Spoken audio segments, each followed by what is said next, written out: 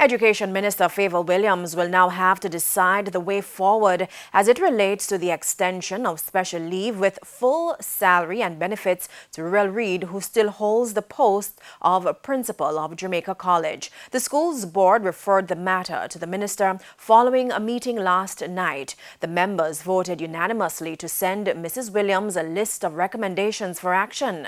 Jamaica College Board Chairman Michael Bernard told our news center that the purpose of the recommendations is to determine how to deal with the matters relating to Mr. Reid.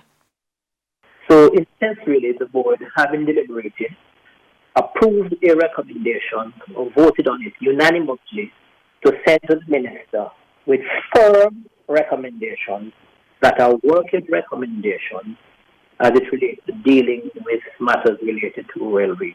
So the board did send to the minister last night very firm recommendations for action. So the board now awaits the minister's response to those.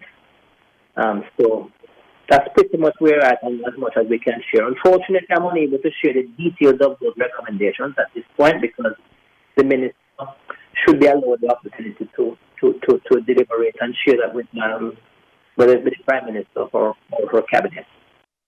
Now, Mr. Bernard says the Jamaica College Board is expecting a response by November 10.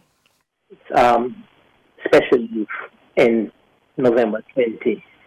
And it must be noted that the board of the school does not wish to be forced into approving any special leave or for the return of Mr. Reid. So these must be noted as some of the key considerations of the board.